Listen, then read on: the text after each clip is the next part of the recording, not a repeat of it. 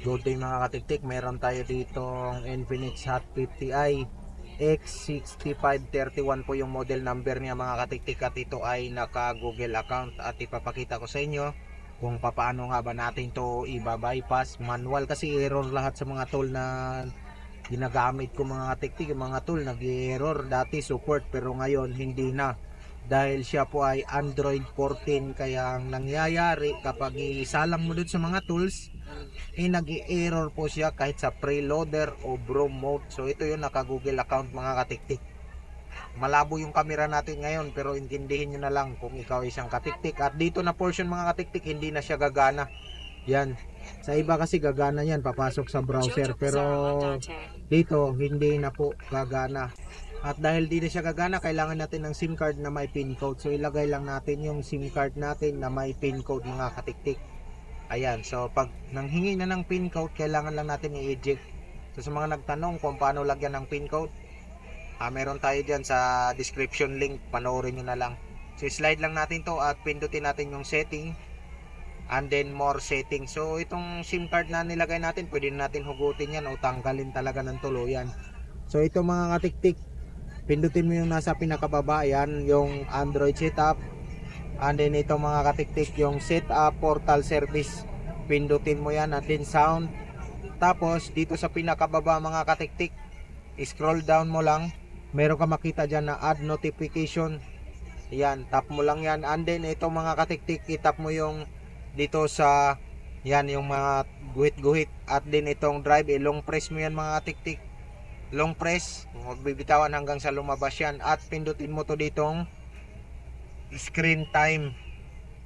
Pagkapindot mo ng screen time, meron ditong tatlong tuldok, pindutin mo mga katiktik, at pindutin mo yung send feedback. Tapos pindutin mo dito mga katiktik yung help. Yan, ito may help dito na naka green ata o blue minsan. So green, pindutin mo yan, and then ito lumabas na yung YouTube. Tap mo lang yung icon ng YouTube, tap mo lang yan hanggang makarating tayo sa mismong YouTube. Yan, tap mo lang, i-play mo. Yan. Tapos tong tatlong tuldok, yan, tap mo yung share. And then tap mo ulit mga katiktik. Yan.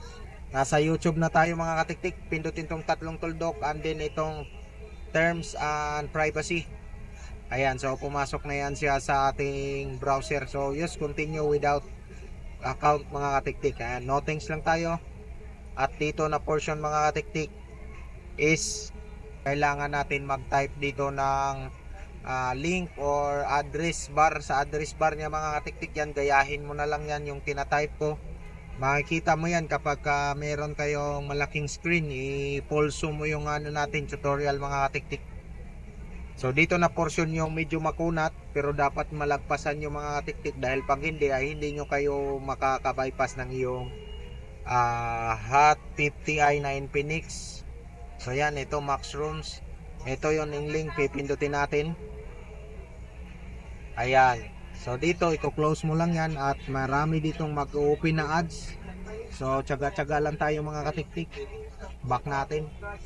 Piliin mo ang Pilipinas para maibak mga katiktik. Piliin mo ang Pilipinas para maibak. Ayan. Yan, naibak na natin. Exit. So yun, napapansin nyo mga katiktik. Ayan. So kailangan natin bumalik doon. So gagamitin ko tong bar, yung new tab doon sa taas mga katiktik, para makabalik agad ako mamaya kapag katulad niya, no, dalawa na yung tab. So babalik lang ako dito sa pinaka first tab, and then hahanapin niya dyan yung mga Palm Store mga katiktik sa baba. Ayan, tap mo lang yung Palm Store hanggang sa magbukas yung Palm Store. Ayan, so balik ka lang dito sa unahan mga katiktik. Yan yung tricks na mabilis na nakikita ko. So sa iba wala silang ginaganyan, sa akin lang to tricks kong sarili mga katiktik, para makabalik agad tayo dito sa main tab. Ayan, so naglo-loading pa yung internet natin. Refresh lang natin mga katiktik. Ayan, pumapasok na yung nga nakalagay na sa taas, yung Palm Store. Ayan, nakapasok na tayo. So tap mo tong app. Tapos dito mga katiktik is kailangan mo lang mag-download ng kahit anong app dyan. Tap mo yung download para makapasok tayo mismo sa Palm Store. Yan. Ayan, nag-open na yung app ng Palm Store at dito sa search, tap mo yan.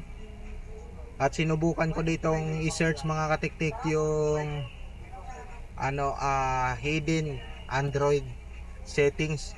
Pero mga katiktik, walang lumabas yung Android hidden settings. Mali po yun, wala po yung icon dyan. Kaya ang isi-search na lang natin para sure ball mga katiktik is yung activity launcher. At yun ang i-install natin. Activity launcher tayo mga katiktik. Sana nakakuha kayo dito ng idea. At huwag mo naman sana kalimutan mag-like sa ating channel. Ayan download natin. I-like mo yung video na yan mga katiktik. Kahit medyo malabo yan mga katiktik, pero mapagtsagaan at mapagkuhanan mo ng idea kung paano i-bypass sa mga latest security patch ng Infinix Tecno. Ito mga katiktik is Mediatek yung nito, yung chip niya mga katiktik. Kaya siguro lahat is pwedeng applicable to mga katiktik sa all Tecno Infinix na Mediatek version mga katiktik na Android 14. So kahit sa 13 pwede mo ring subukan Android 13 and 14. So pag nagbukas na mga katiktik, same thing sa mga ginagawa natin dati, Android setup. Yung pag setup niya is katulad lang sa dati. So hanapin mo lang itong walang setting na icon, default drop line yung nakasulat dyan, and then next mo lang skip, and then next. So pindutin mo lang yung mga tiktik, yung next, and then copy without cable. Huwag kang magkamali doon, baka mamaya yung don't copy yung bigla mong pindutin. Yan, pindutin mo yung use Google account at kapag nakarating ka dito, mag-smile ka na mga katiktik. Yan, kailangan mo ng isa pang cellphone mga katiktik na Android, kahit anong cellphone, at pumunta ka lang sa Google. O kung wala pa, download mo lang sa Play Store at i-type mo dito, i-search mo lang mga katiktik sa Google, yung G yung icon G yung icon, i-search mo lang, type mo lang yung setup my device, and then enter mga katiktik. Ayan, next mo lang hanggang sa mag-connect yung dalawang yan. Yan, next, and then type mo lang yung passcode ng yung cellphone para makopy niya yung account na nakalagin dyan, mai-transfer niya dun sa ating Hot 50i na Infinix mga katiktik. So again, itong process na to is pwede din to sa ibang unit ng Infinix. Try nyo, basta MTK yun, sureball yun mga katiktik. Ito kasi yung hawak ko is, again, this is Android 14. Kaya malamang sa malamang tested yan. So pagdating nyo dito, don't copy yung nyo mga katiktik. Don't copy yung pipindutin. Yan. So pagka ganyan na ang lumabas mga katiktik, is okay na po yung mga katiktik. Next mo na lang, set up mo na lang hanggang makarating kayo sa pinakadulo ng video mga katiktik. So maraming thank you. Again, this is Clearbans and this is your katiktik. So panoorin nyo na lang hanggang dulo mga katiktik. Skip na lang yan at normal na lang po na biglang bumalik yan sa mga katiktik, yung sa parang menu. So pag bumalik yan, pagdating nyo doon sa portion na don't copy na yung pipindutin nyo. Sa una lang yung mga tiktik, yung next, and then copy without cable. Ayan yung sinasabi ko mga tiktik ko sa bumalik sa pinaka una. So ganyan lang ang pag-bypass ng Infinix Hot 50i Android 14.